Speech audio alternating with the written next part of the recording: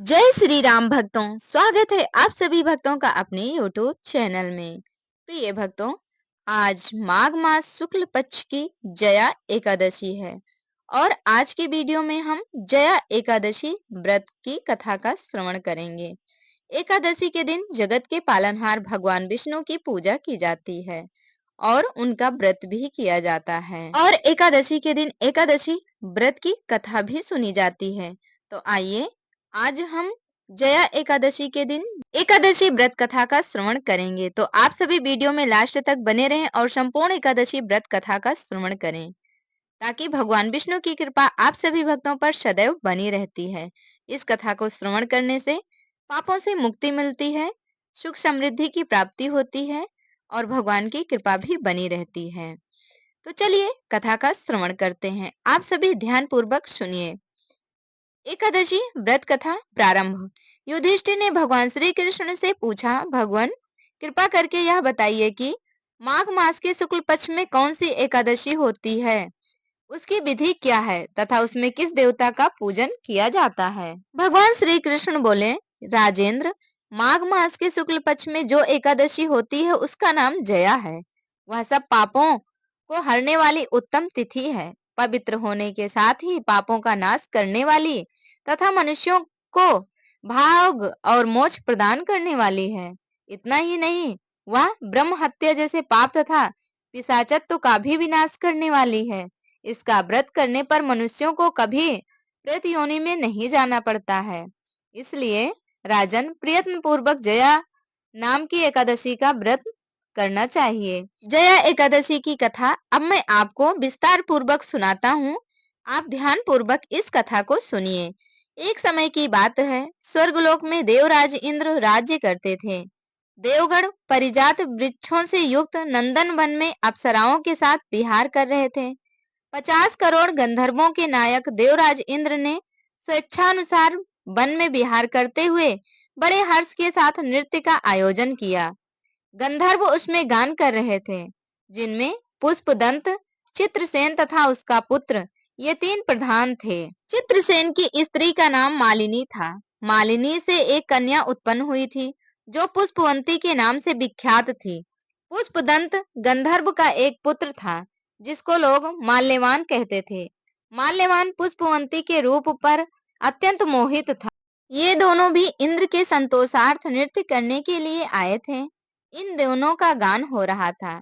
इनके साथ अप्सराएं भी थीं। परस्पर अनुराग के कारण ये दोनों मोह के वशीभूत हो गए। चित्त में भ्रांति आ गई, इसलिए वे शुद्ध गान न गा सके। कभी ताल भंग हो जाता था तो कभी गीत बंद हो जाता था। इंद्र ने इस प्रमाद पर विचार किया और इसे अपना अपमान समझकर वे कुपित हो गए। अतः इन दोनों को शाप देते हुए बोले, ओ मूर्खों, तुम दोनों को धिक्कार है। तुम लोग पतित और मेरी आज्ञा भंग करने वाले हो। अतः पति पत्नी के रूप में रहते हुए पिशाच हो जाओ। इंद्र के इस प्रकार शाप देने पर इन दोनों के मन में बड़ा दुख हुआ। वे हिमालय पर्वत पर चले गए और पिशाच योनि को पाकर भयंकर दुख भोगने लगे। शारीरिक पातक से उत्पन्न ताप से पीड़ित होकर दोनों ही इस पर्वत की कंदराओं में विचरते रहते थे। एक दिन पिशाच ने अपनी पत्नी पिशाची से कहा, हमने कौन सा पाप किया है जिससे यह पिशाच योनि प्राप्त हुई है। नरक का कष्ट अत्यंत भयंकर है तथा पिशाच योनि भी बहुत दुख देने वाली है। अतः पूर्ण प्रयत्न करके पाप से बचना चाहिए। इस प्रकार चिंता मग्न होकर वे दोनों दुख के कारण सूखते जा रहे थे। दैव योग से उन्हें माघ मास के शुक्ल पक्ष की एकादशी की तिथि प्राप्त हो गई। जया नाम से विख्यात वह तिथि सब तिथियों में उत्तम है। उस दिन उन दोनों ने सब प्रकार के आहार त्याग दिए, जलपान तक नहीं किया, किसी जीव की हिंसा नहीं की, यहाँ तक कि खाने के लिए फल तक नहीं काटा। निरंतर दुख से युक्त होकर वे एक पीपल के समीप बैठ रहे। सूर्यास्त हो गया। उनके प्राण हर लेने वाली भयंकर रात्रि उपस्थित हुई। उन्हें नींद नहीं आई। वे रतिया और कोई सुख भी नहीं पा सके। सूर्योदय हुआ। द्वादशी का दिन आया। इस प्रकार उस पिशाच दंपति के द्वारा जया के उत्तम व्रत का पालन हो गया। उन्होंने रात्रि में जागरण भी किया था। उस व्रत के प्रभाव से तथा भगवान विष्णु की शक्ति से उन दोनों का पिशाचत्व दूर हो गया। पुष्पवंती और माल्यवान अपने पूर्व रूप में आ गए। उनके हृदय में वही पुराना स्नेह उमड़ रहा था। उनके शरीर पर पहले जैसे ही अलंकार शोभा पा रहे थे। वे दोनों मनोहर रूप धारण करके विमान पर बैठे और स्वर्गलोक में चले गए। वहां देवराज इंद्र के सामने जाकर दोनों ने बड़ी प्रसन्नता के साथ उन्हें प्रणाम किया। उन्हें इस रूप में उपस्थित देखकर इंद्र को बड़ा विस्मय हुआ। उन्होंने पूछा, बताओ, किस पुण्य के प्रभाव से तुम दोनों का पिशाचत्व दूर हुआ है? तुम मेरे शाप को प्राप्त हो चुके थे, फिर किस देवता ने तुम्हें उससे छुटकारा दिलाया है? माल्यवान बोला, स्वामी ने भगवान वासुदेव की कृपा तथा जया नामक एकादशी के व्रत से हमारा पिशाचत्व दूर हुआ है। इंद्र ने कहा, तो अब तुम दोनों मेरे कहने से सुधा पान करो। जो लोग एकादशी के व्रत में तत्पर और भगवान श्री कृष्ण के शरणागत होते हैं, वे हमारे भी पूजनीय होते हैं। भगवान श्री कृष्ण कहते हैं, राजन, इस कारण एकादशी का व्रत करना चाहिए। नृपश्रेष्ठ, जया ब्रह्म हत्या का पाप भी दूर करने वाली है।